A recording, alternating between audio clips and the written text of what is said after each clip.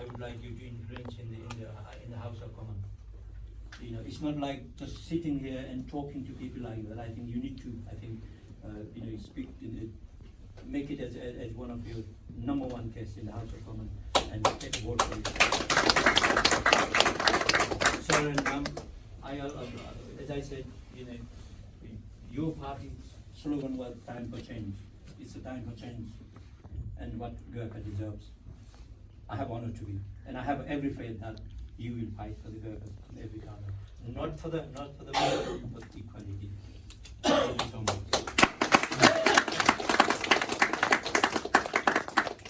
Thank you, Lieutenant Colonel Gurkha Sahab, your valuable experience and the wonderful tips for our Right Honorable MPs. Hope it will impact it greatly.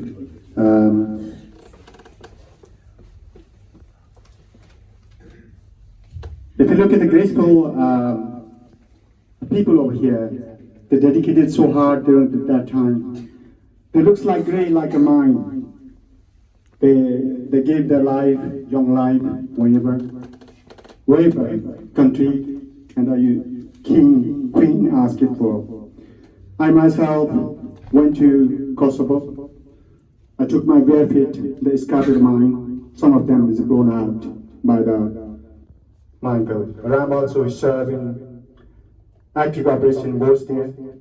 I think 6th largest economy in the world, Great Britain, with which human rights and strong enough to look after our own soldier, which is long overdue. I think it's time, and we are very honored and express our view today. Whether it was right or wrong, that's different things, but we would like to welcome, ladies and gentlemen, thank you once again. I would like to ladies and gentlemen, please join me to welcome our Right Honorable MP, Oliver Bally from Reading West, please. Can you please stand as President Kada, and Lieutenant Colonel Khamsab, and again as President Flower as well. Thank you.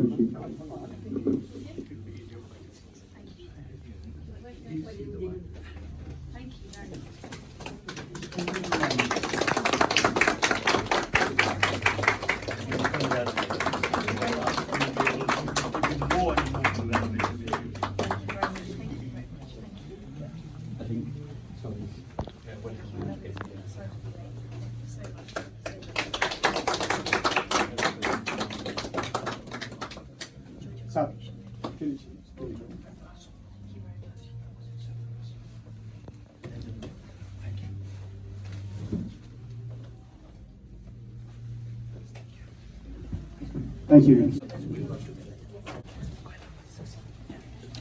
It's officially done, and we are sending this to all MPs in the UK. Hope you will carefully give your time to read it. Thank you and so much. this is written by a Gorkha. It tells all the story of the Gorkhas. Wonderful, thank you. Now let's move on to a new chapter. It's a new paragraph. May I kindly request to say a few words, our Right Honorable MP first. Mr. Yang, Miss Yang, please. Thank you.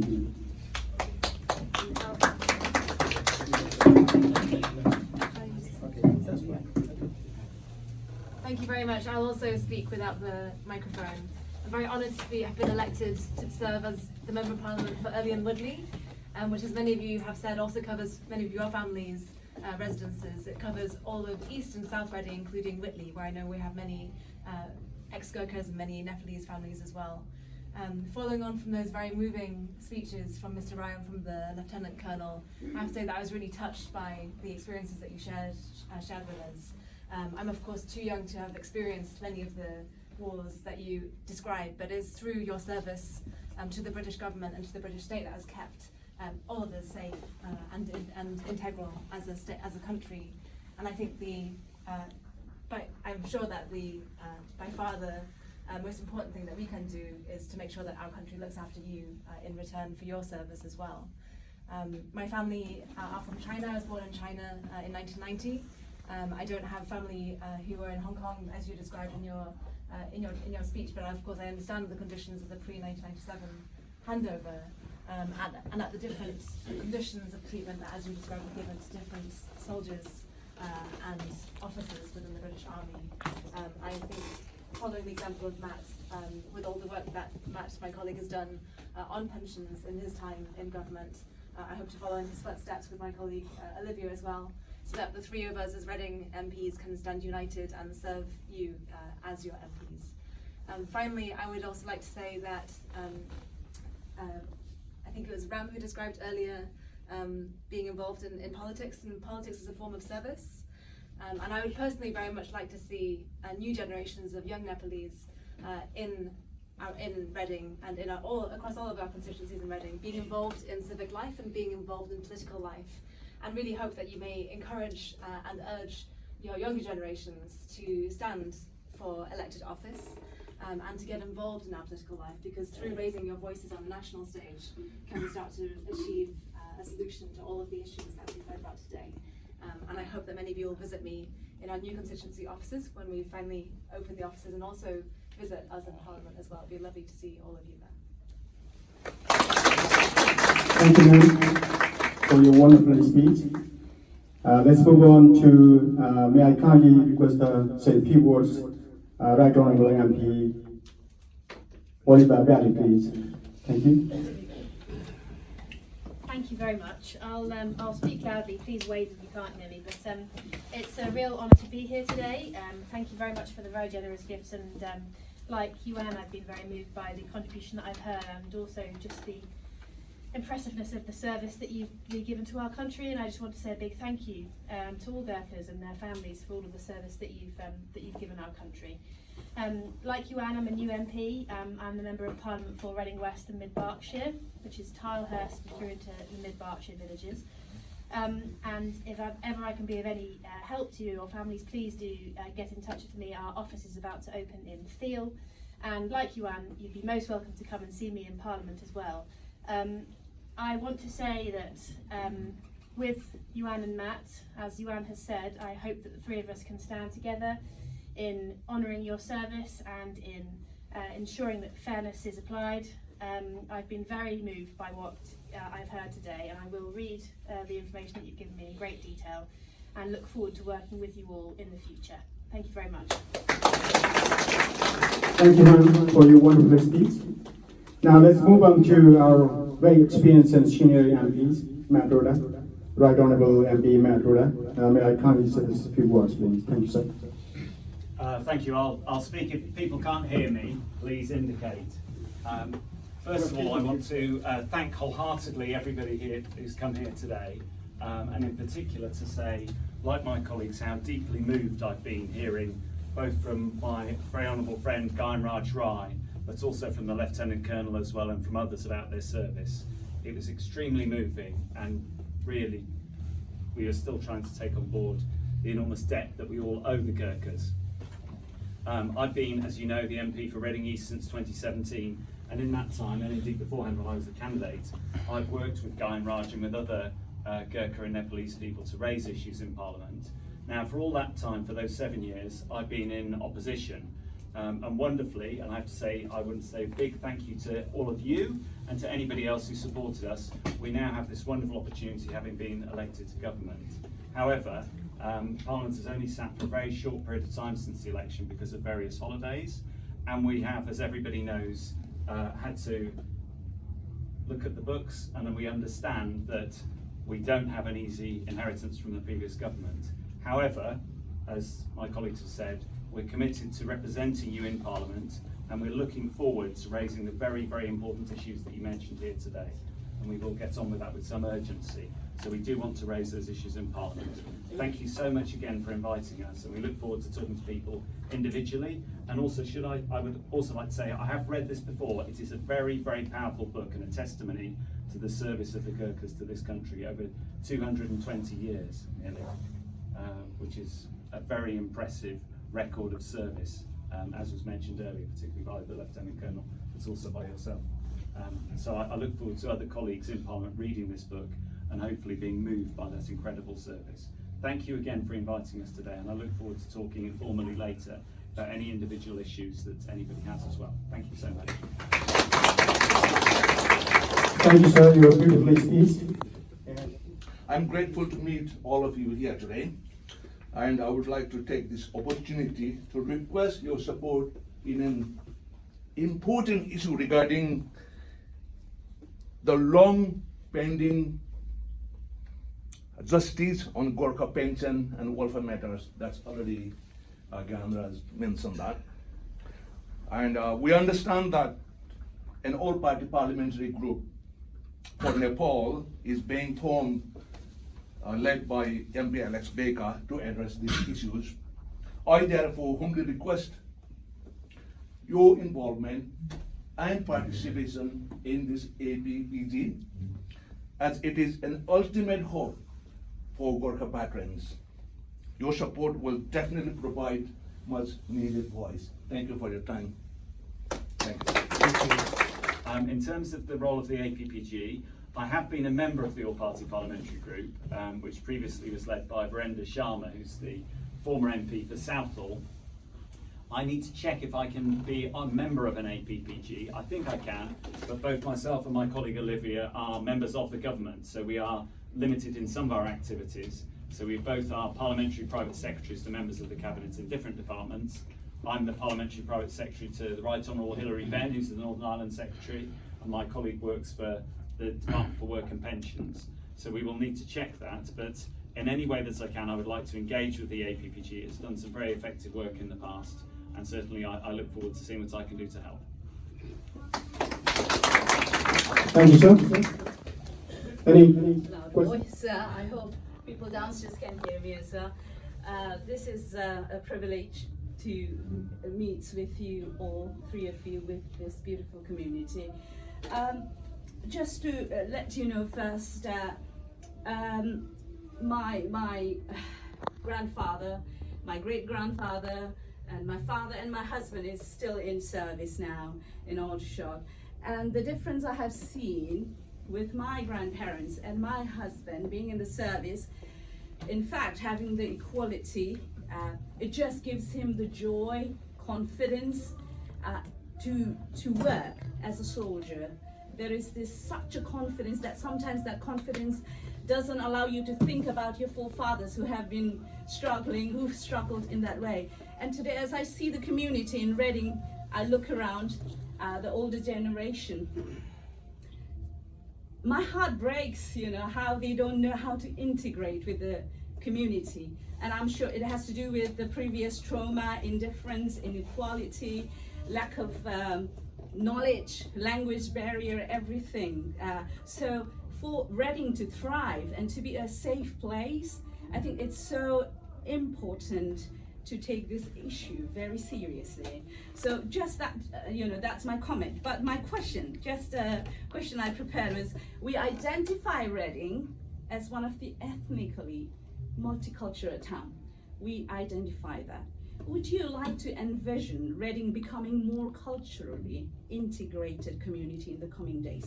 There's a difference between being a multicultural but multiculturally integrated community. So if you believe so, that integration can enable the society to thrive and to be a safe place to live, what are the areas we should work on? And how can we work together? Very good questions. Do you want me to say something first and then pass over to my colleagues? Is Yes, that okay? Sorry, I don't want to take up all the time. You're all right, my favourite. So I think you make a very, very powerful point, and my own personal experience of this first of all as a Reading councillor in Catescroft Ward, where we were talking about earlier, and then more recently as an MP, is that we have a really wonderful, diverse and tolerant community, and I think that is so precious, and we all wholeheartedly support that. The three of us wholeheartedly support that diversity, and I would like to see more facilities, more support for more recently arrived communities, particularly in this case the Nepalese community, Gurkha community, and in the past I've certainly worked with other colleagues on the council to try and help to find a community hall. We still haven't got there with that, which is one aspect, and there are also issues, as you say, about integration, and my experience of that was very practical. In the past on the council I was pushing for more translation services for older people, and I think you're right to mention particularly older people. I know my son and daughter went to school with younger people who are very integrated into British society at secondary school, but sometimes grandparents, maybe they English is harder for them and so on, and they've come from Nepal. And I do think that that's one of the key things, is access to language services, but I would be very, very keen to hear more about other ways in which we can all help you. So there's certainly more that we can learn, and I certainly can learn a lot more about what could be done to both help support the community and to enjoy its own cultural activities, but also at the same time to offer scope for integration where that's appropriate. So please do let us know more of what we can do to help. And on the language point, Ram and I were talking actually I think a few days ago about the way that older people go to various classes. I know that there are volunteers who help with language skills, and particularly if there's more we can do on that, I would be really keen to hear, or other things as well. Thank you, sir. Let's say a few words. I would just add, I agree with Matt entirely. I think our diversity is our strength in our community. We're also proud of it.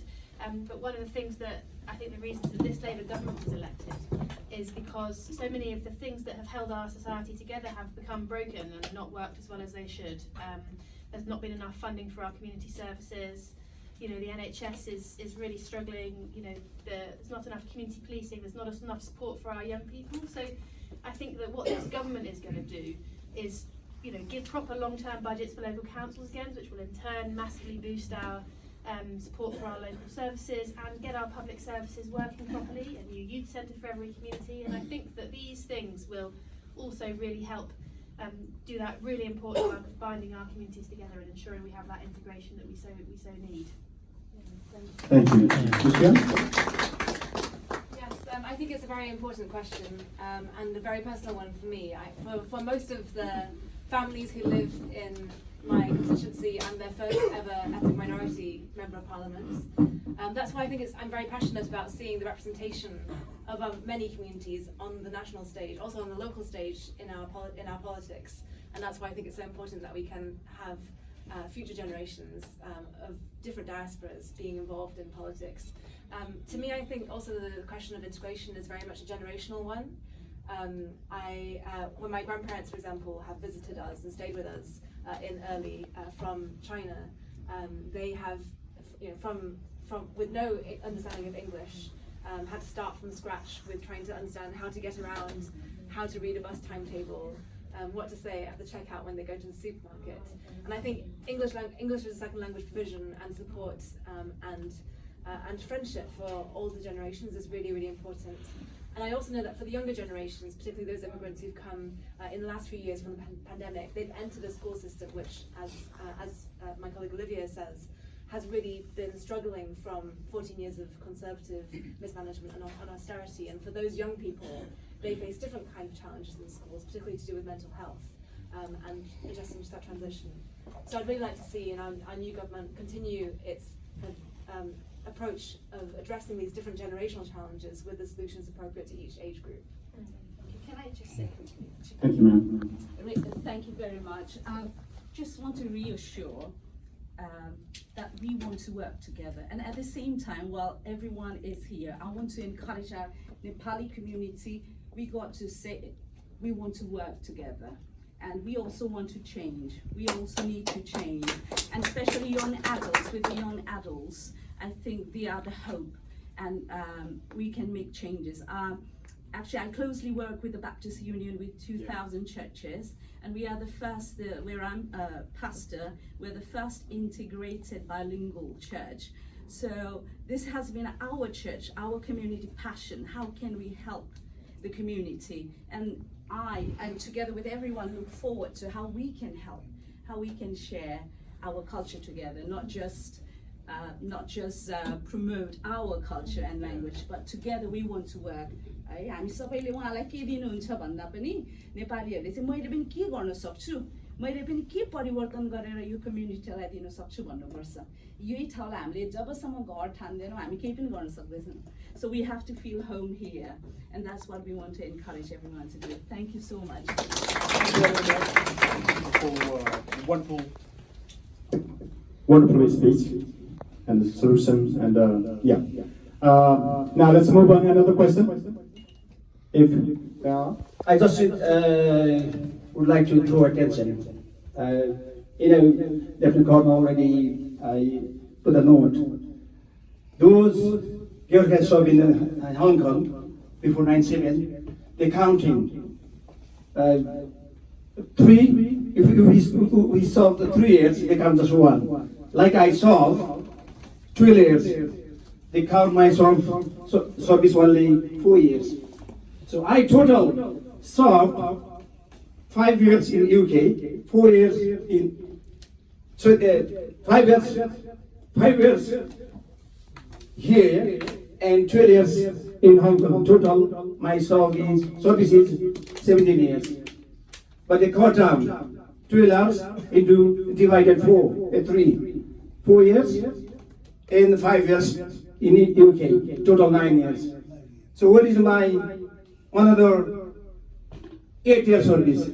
That's why I'm asking, that's why Labor Code, he put no. What is my another 8 years service? My pension. That is not fair.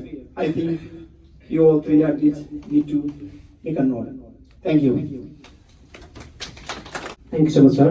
Especially, this is such an honor to have you all MPs from our Reading. So you're honorable, all 3 MPs. So on behalf of the Gorkha's community, we are here nearly thousands and thousands, ex-Gorkhas and our society community.